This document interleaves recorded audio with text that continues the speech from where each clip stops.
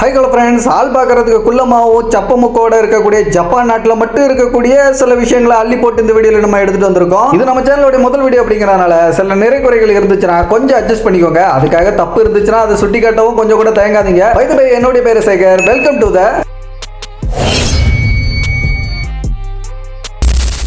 Anime cafe. Animation அப்படின்னு சொன்னாலே நம்ம மைண்டுக்கு முதல்ல ஸ்ட்ரைக் ஆகிறது ஜப்பானாக தான் இருக்க முடியும். அப்படிப்பட்ட ஜப்பானில் இந்த அனிமேஷனுக்கு ரொம்பவே முக்கியத்துவம் கொடுப்பாங்க. சொல்லப்போனால் நீங்கள் பார்க்கக்கூடிய நிறைய இடங்களில் இந்த அனிமே சம்பந்தமான நிறைய தீம்ஸை பார்க்க முடியும். குறிப்பாக ஜப்பானில் இருக்கக்கூடிய சில காஃபி கடைகளில் இந்த அனிமே சம்பந்தமாக நிறைய ஃபேவரட்டாக வரக்கூடியவங்களை அட்ராக்ட் பண்ணுறதுக்காகவே ஒரு விஷயத்த பண்ணுறாங்க. நம்ம ஊரில் இருக்கக்கூடிய காஃபி கடைகளில் எப்படி கேப்பச்சினோவில் ஹார்ட்டை வரைஞ்சி கொடுக்குறது, ஃப்ளவரை வரைஞ்சி கொடுக்குறது, இந்த மாதிரி விஷயங்கள்லாம் பண்ணுவாங்களோ அதை விட இந்த ஜப்பானில் இருக்கக்கூடிய காஃபி கடைகளில் நீங்கள் உங்களுடைய ஃபேவரட்டான அனிமே கதாபாத்திரத்தை நீங்க அவங்ககிட்ட காமிச்சீங்கன்னா அந்த கேரக்டர் தத்துரூபமா கேப்பச்சினோல வரைஞ்சு கொடுப்பாங்க.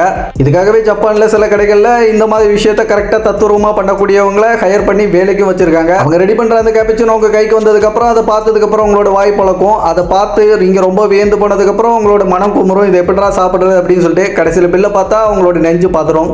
லிப்ஸ்டிக் பட்ஸ் நம்ம ஊர்ல இருக்கக்கூடிய பொண்ணுங்க மட்டும் இல்ல, உலகளவில் இருக்கக்கூடிய எல்லா பொண்ணுங்களுக்கும் மிகப்பெரிய ஒரு பிரச்சனை. கண்ணாடி முன்னாடி வந்து மேக்கப் போடணும் அப்படின்னு டைம் எடுத்தா அந்த நாளே முடிஞ்சு போயிடும். அந்த அளவுக்கு அந்த மேக்கப் கோட்டிங் அப்படிங்கிறது படு பயங்கரமா இருக்கும். இப்படி சிரமப்படுற பெண்களுக்காகவே ஜப்பான்ல உருவாக்கி இருக்கக்கூடிய ஒரு லேட்டஸ்ட் டெக்னாலஜி மிஷின் தான் இந்த லிப்ஸ்டிக் பட்ஸ் அப்படின்னு சொல்லப்படுற இந்த ஒன்று. இந்த ப்ராடக்ட் வாங்கிட்டு நீங்க அதை பிரிச்சுட்டு அதுக்கப்புறம் அதை ஜஸ்ட் பிரஸ் பண்ணா போதும். அதுக்குள்ள இருக்கக்கூடிய லிக்விட் ஃபார்ம்ல இருக்கக்கூடிய அந்த லிப்ஸ்டிக் அப்படிங்கிறது அந்த பஞ்சை நினைக்கும், அதுக்கப்புறம் உங்களுடைய உதட்ட நினைக்கும். ஜப்பான்ல மட்டுமே கிடைக்கிற இந்த அரிவகை பொருள் அப்படிங்கிறது ஜப்பான்ல நிறைய வண்ணங்கள்லயும் நிறைய மாடல்கள்லயும் கிடைக்குது. அங்க இருக்கக்கூடிய பெண்களுக்கும் டயத்தை மிச்சப்படுத்துறதுக்கு ரொம்ப பயனுள்ளதா இருக்கிறதுனால இதை வாங்குறதுக்கு ஆர்வம் காட்டுறாங்க. தி டாக்ஸி ரூல். ஜப்பான்காரங்களை பார்த்து நம்ம கற்றுக்கிடக்கூடிய விஷயங்கள்ல இது ஒன்றுன்னு சொல்லலாம். நம்ம ஊரில் பஸ்ஸில் முந்தி அடிச்சுட்டு ஏறுறது, ஜன்னல் வழியாக கழிக்கிறது, இந்த மாதிரி விஷயங்களை தாண்டி நம்ம ஏற்ற வேண்டிய பேசஞ்சரை முன்னாடி போகிற வண்டி ஏற்றிடக்கூடாது அப்படிங்கிறதுக்காக ரோலர் கோஸ்டரில் சாஞ்சு வண்டி ஓட்டுற மாதிரி ரோட்டில் வண்டி ஓட்டுற விஷயங்கள்லாம் சர்வசாதாரணமாக நடக்கும். ஆனால் ஜப்பானில் மட்டுமே ரூல்ஸை வந்து டாக்ஸி டிரைவர்கள் எந்த அளவுக்கு ஃபாலோ பண்ணுறாங்க அப்படிங்கிறதுக்கு இந்த ஒரு வீடியோ பெஸ்ட் எக்ஸாம்பிளாக இருக்கும். இதில் பார்த்தீங்கன்னா அந்த வீடியோவில் இருக்கக்கூடிய எல்லா கார்களுமே ஒரு டாக்ஸிகள் நிற்கக்கூடிய பார்க்கிங் பிளேஸாக இருக்குது. அந்த பார்க்கிங் பிளேஸில் ஃபர்ஸ்ட் லைனில் இருக்கக்கூடிய பார்க்கிங்ல இருக்கக்கூடிய வண்டிகள் எல்லாமே காலியானதுக்கு அப்புறம் தான் பின்னாடி இருக்கக்கூடிய வண்டிகள்லாம் முன்னோக்கி வரும். அந்த அளவுக்கு அங்க இருக்கக்கூடிய டாக்ஸி டிரைவர்கள் ரூல்ஸை வந்து ஸ்ட்ரிக்டா ஃபாலோ பண்ணுவாங்க. பேசஞ்சருக்கும் எந்த ஒரு கன்ஃபியூஸ் இல்லாம அவங்க ஏறி போறதுக்கு ஈஸியா இருக்கும். இது எல்லாத்தையும் தாண்டி ஜப்பான்ல கத்துக்கிடக்கூடிய இன்னொரு விஷயம் என்னன்னா, ஊரை கூட்டி பெருக்கிறது, தான் இருக்க இடத்த சுத்தமா வச்சுக்கிறது, வாலண்டியரா இருக்கக்கூடிய பப்ளிக் பிளேசஸ் வந்து அவங்களே கிளீன் பண்றது, இந்த மாதிரி விஷயங்கள்லாம் ஜப்பான்ல மட்டுமே தான் நடக்கும். High tech toilet in Japan. ஜப்பான்காரன் எதெல்லாமோ கண்டுபிடிக்கிறான் அப்படின்னு சொல்லிட்டு நம்ம டயலாக்கா வந்து கலாய்ச்சி என்னதான் பேசியிருந்தாலும் ஜப்பான் நாட்டில் இருக்கக்கூடிய கழிவறையே ஒரு மிகச்சிறந்த ஒரு ஹைடெக் டெக்னாலஜி கொண்ட ஒரு டாய்லெட்டா இருக்கும். அந்த நாட்டில் இருக்கக்கூடிய பெரும்பாலான ஹோட்டல்களில் அந்த டாய்லெட் அப்படிங்கிறது ஹைடெக்கான டாய்லெட்டா தான் இருக்கும். நீங்க பக்கத்துல போனாலே டாய்லெட்டோட மூடி ஓபன் ஆகுறதுல இருந்து ஆட்டோமேட்டிக்கா வாஷ் பண்ணி விடுறதுல இருந்து பக்கத்துல நிறைய பட்டன்ஸோட சில கொடுத்துருப்பாங்க. அந்த பட்டன்ஸ் எல்லாம் ஒன்னொன்னு அமைக்கி பார்த்து விளையாண்டுக்கிட்டு இருந்தீங்கன்னா அதுல வந்து அருவிக்கு பக்கத்துல இருக்கிற மாதிரியான சவுண்ட் எஃபெக்டும் பாட்டு கேட்கறதுக்கான சிஸ்டமும் அந்த டாய்லெட்டுக்குள்ள இருக்கும். இது எல்லாத்தையும் விட ஹைலைட்டா ஜப்பான்ல இந்த கழிவறையிலே செஞ்ச ஒரு புதிய புரட்சி என்ன அப்படின்னு பாத்தீங்கன்னா, அந்த டாய்லெட்ல நீங்க உட்கார்ந்து பண்ண வேண்டிய வேலையை பண்ணும் போது சுத்தி இருக்கக்கூடிய சூழலுக்கு ஏற்ற மாதிரி டெம்பரேச்சரும் சேஞ்ச் ஆகுமா. அதாவது விண்டர் சீசன்ல உங்களுக்கு வார்மா இருக்கிற மாதிரியும் சம்மர் சீசன்ல கூலிங்கா இருக்கிற மாதிரி இருக்குமா. இதை கேட்கும் போது கழிவறையில இப்படி ஒரு புரட்சி தேவையாடா அப்படின்னு நீங்க நினைக்கலாம். ஆனா ஜப்பானை பொறுத்த வரைக்கும் கழிவறையில கழிக்கிறவங்க கூட எந்த ஒரு ஷை ஃபீலிங் இல்லாம அவங்க பண்ண வேண்டிய வேலையை பீஸ்ஃபுல்லா பண்ணணும் அப்படிங்கிறதுக்காக தான் ஜப்பான்ல இப்படி ஒரு புரட்சியா கழிவறை புரட்சியா பண்ணியிருக்காங்க.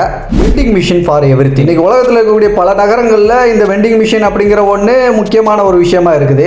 அதுலேயும் இந்த ஜப்பானில் இருக்கக்கூடியவங்க வித்தியாசமாக இந்த வெண்டிங் மிஷினில் என்ன பண்ணுறாங்க அப்படின்னா, பொதுவாக வெண்டிங் மிஷினில் நம்ம ஜூஸை வாங்கி குடிப்போம். ஆனால் இந்த வெண்டிங் மிஷினில் நீங்கள் ஜூஸை தாண்டி நிறைய உணவுப் பொருட்கள்லேருந்து துணிகள்லேருந்து சில அம்பர்லா இந்த மாதிரி விஷயங்களை கூட உங்களால் வாங்க முடியும். டக்குன்னு ஜப்பானில் ஒரு பிள்ளையை பார்த்து பிடிச்சி போச்சு, அந்த பிள்ளைகிட்ட ப்ரப்போஸ் பண்ணணும்னு நினைச்சீங்கன்னா கையில் பூ இல்லைன்னு சொல்லிட்டு பயப்பட தேவையில்லை. பக்கத்தில் ஒரு வெண்டிங் மிஷின் இருக்குதான்னு பார்த்தா போதும், அந்த வெண்டிங் மிஷினில் காசை போட்டிங்கன்னா உங்களுக்கு தேவையான பூக்கத்தை கூட அந்த வெண்டிங் மிஷினில் வாங்கிக்கலாம். அந்த அளவுக்கு ஜப்பானில் இருக்கக்கூடிய வெண்டிங் மிஷினை பல விதமாக யூஸ் பண்ணுறாங்க. ஜப்பானில் மட்டுமே இப்படி யூஸ் பண்ணுறாங்க. The phone washer. கக்கா போகிற கழிவறையிலேயே சில டெக்னாலஜிகளை புகுத்துற ஜப்பானியர்கள் நாள் முழுக்க கைரேகை தேய ஸ்க்ரோல் பண்ணக்கூடிய மொபைலுக்கு எதுவும் கண்டுபிடிக்காம இருந்திருப்பாங்க. அப்படி ஒன்று கண்டுபிடிச்சது தான் இந்த மொபைல் வாஷர் அப்படின்னு சொல்லப்படுற இந்த ஒன்று. இந்த வாஷரில் நீங்கள் முகத்தை கழுவுற அந்த டைம்லேயே அலையில் இருக்கக்கூடிய கேப்பில் உங்கள் மொபைலை சொருகினா போதும், அது லபக்குன்னு உள்ள போயிட்டு மொபைல் ஸ்க்ரீனில் இருக்கக்கூடிய பாக்டீரியாஸ் எல்லாத்தையும் ரிமூவ் பண்ணி உங்கள் கையில் அலையக்கா கொடுத்துரும். இந்த ஒரு விஷயம் ஜப்பான்ல இருக்கக்கூடிய முக்கியமான ஹோட்டல்ஸ்லயும் சில இடங்கள்ல மட்டும் தான் பார்க்க முடியும். ஓவராலா இந்த வீடியோட நடந்துட்டு நம்ம இப்போ வந்துட்டோம். இந்த வீடியோல பார்த்த விஷயங்கள் எல்லாமே பிடிச்சிருக்கும். ஜப்பானை பத்தி பத்தி இன்னும் நிறைய விஷயங்கள் தெரிஞ்சுக்கணும்னு ஆசைப்பட்டீங்கன்னா வீடியோ கீழே இருக்கக்கூடிய கமெண்ட்ல ஜப்பான் அப்படின்னு சொல்லிட்டு கமெண்ட் பண்ணுங்க. இந்த வீடியோட பார்ட் 2 கூடிய சீக்கிரம் நான் அப்லோட் பண்றேன். எத்தனை பேர் கமெண்ட் பண்றீங்க அப்படிங்கறத பொறுத்துக்கிட்டு. ஸோ இதே மாதிரி நிறைய வீடியோக்களை தெரிஞ்சுக்கிறதுக்கு நம்ம சேகர் இன்ஃபினிட்டி சேனலை இன்னும் கூட சப்ஸ்கிரைப் பண்ணா